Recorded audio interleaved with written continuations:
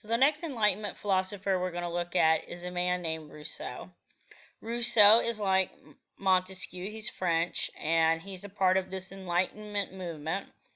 He's looking at what's going on in his home country, and he's looking at what's going on in the world. And he starts to think about how and what he would like to see different in the government.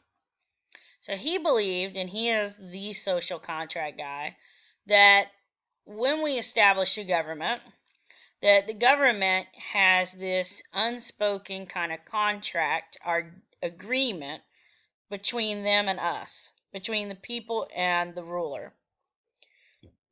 And that because of that, you're going to invest like the rights of all society in this kind of social contract.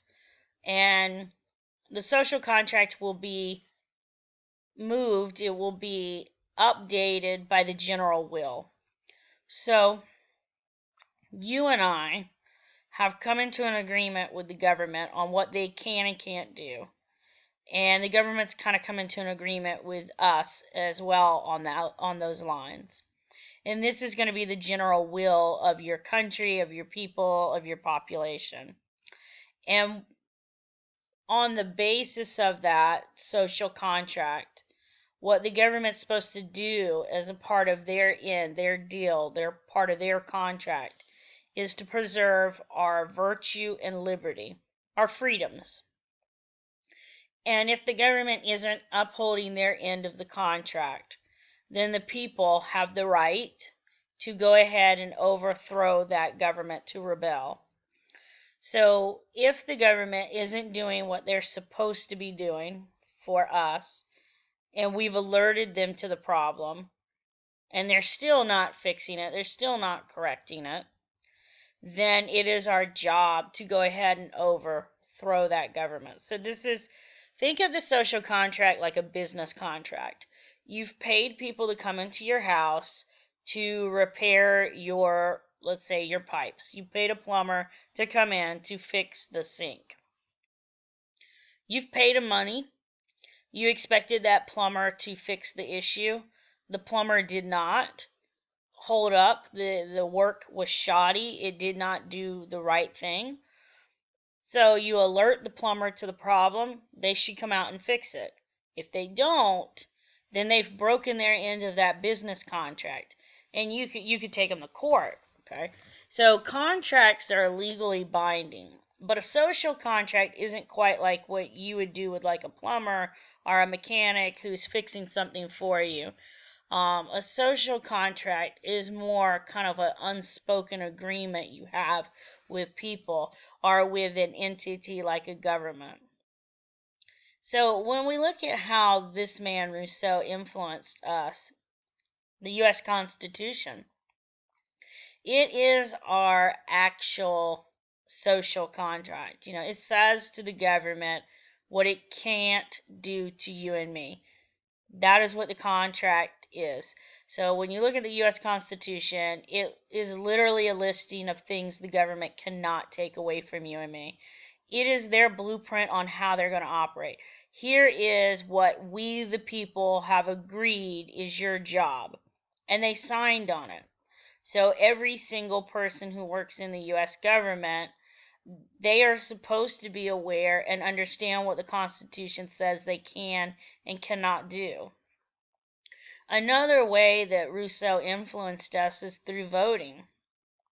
So when we are holding the government accountable and we're saying, hey, you haven't done your job, we do that through the process of voting.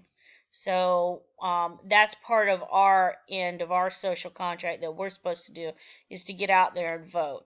So when you look at Rousseau and you kind of look at how he influenced us, is very much this thinking that the government has an obligation, a responsibility for upholding our liberty and our virtue. And then when they're not doing that job and they're not doing it correctly, then our responsibility is to call them on it and to fix it. And we call them on it through voting.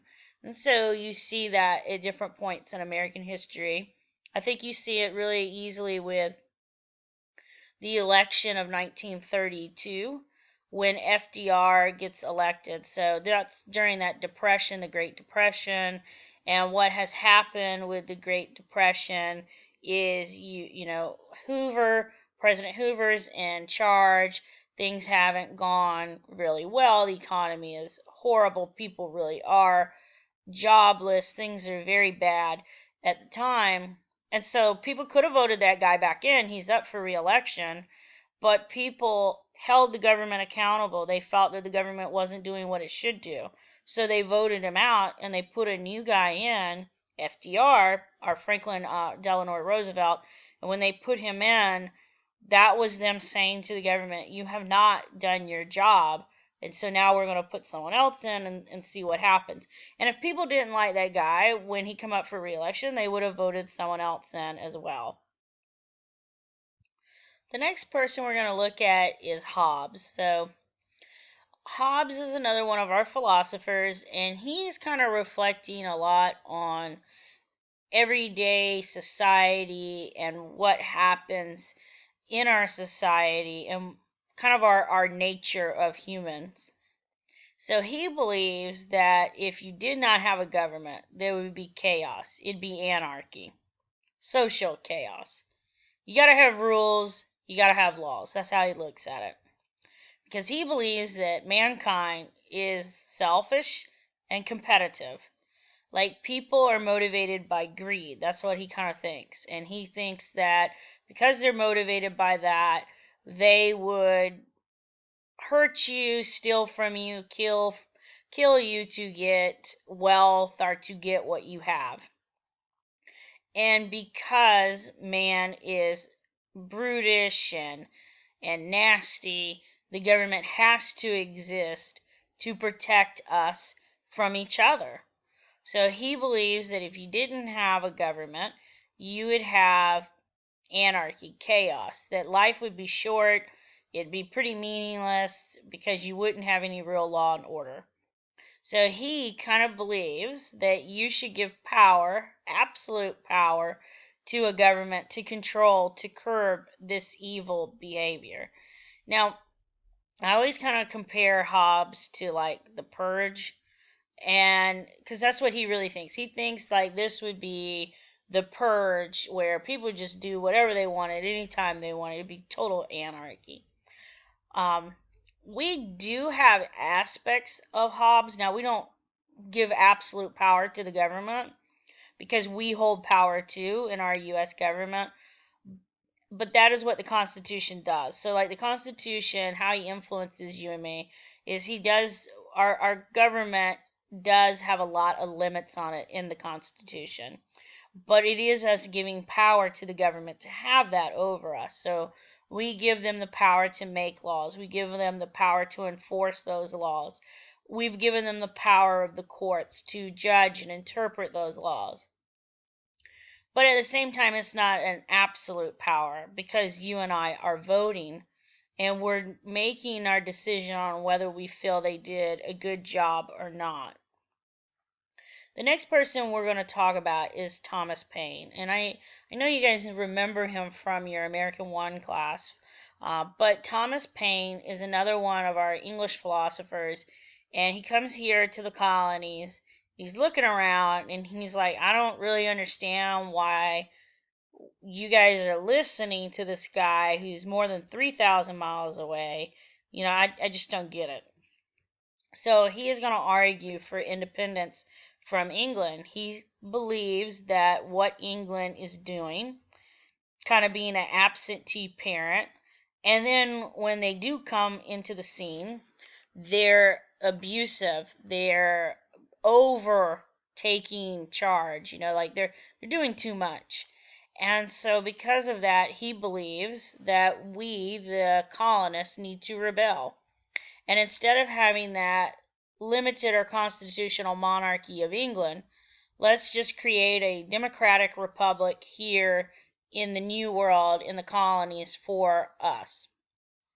So rebel, get rid of the king, and when you rebel and you get rid of the king, what you guys need to establish here in the 13 colonies is a republic where you get the vote and you get to make your decisions and have a say in the government. Because when you guys studied American history, that was one of the biggest issues that the colonists had with England, was the representation thing.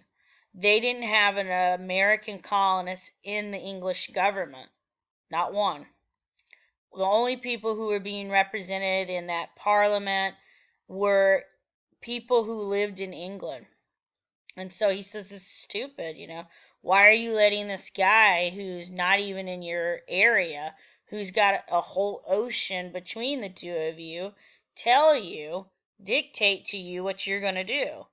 And when you ask for things, when you have tried to address grievances, the guy doesn't even listen to you. So, it's common sense for you to rebel. Like, you're an idiot if you don't want to rebel. And that is how he influenced us. That's his big influence, is that pamphlet that he writes, Common Sense.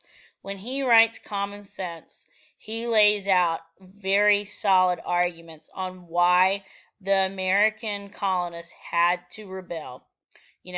You've written him letters, he don't even answer the letters. He don't even open them. So he always is very, very clear. Like, you wrote letters to the king wouldn't even answer it, address your problems. You're being ignored, you're being abused. Why would you want to stay in a relationship like that? So it definitely influences us, and it really influences Thomas Jefferson. Jefferson is really going to borrow a lot of Thomas Paine's arguments when he writes the Declaration. So when Jefferson sits down and he's having to write, and he's not the only guy that writes the Declaration of Independence, they've all read Common Sense by Paine, and they're going to borrow or plagiarize a lot of those arguments. They'll put their words on it. They'll explain it in their way. But really, Paine is one of our bigger influential figures when you're looking at maybe with the Declaration or with Jefferson. The next one we're going to look at, and really the last one, is Thomas Jefferson. So Jefferson he's an intellect. He has looked at all those Enlightenment philosophers. He's looked at Locke, he's looked at Rousseau, he's looked at Paine. He's looked at these guys, and he's going to borrow a lot from them. So he definitely borrows from John Locke's natural rights. And instead of them being natural rights, he's going to call them inalienable rights. So these are not foreign to you. That's what it means, not foreign to you. These are rights that you are born with again. So he says at the time of your birth, you are born with these rights.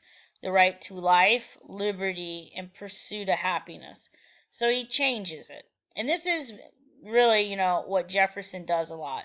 He will have read someone else's work, and he is going to think about that and think how he could apply it here to the colonies, or how he could apply it to his life. And that is what a good reader does. They read something and they kind of internalize it. How can I process this for me? And so that is what he does with Locke's natural rights. He also borrows, like I said, a lot from Paine, and we'll talk about it when we talk about the Declaration, but he borrows a lot of those good arguments that Paine talked about that were already out there. Paine wrote Common Sense in January 1776, and then Jefferson and his team, they're going to write the Declaration in July. So very much influenced our Declaration of Independence, because he writes it with a team. Jefferson is going to indirectly, impact the U.S. Constitution. He's not going to necessarily be there, but his thinking, his persona is going to be there. His advice is always going to be in that room when they're talking about those issues with our government.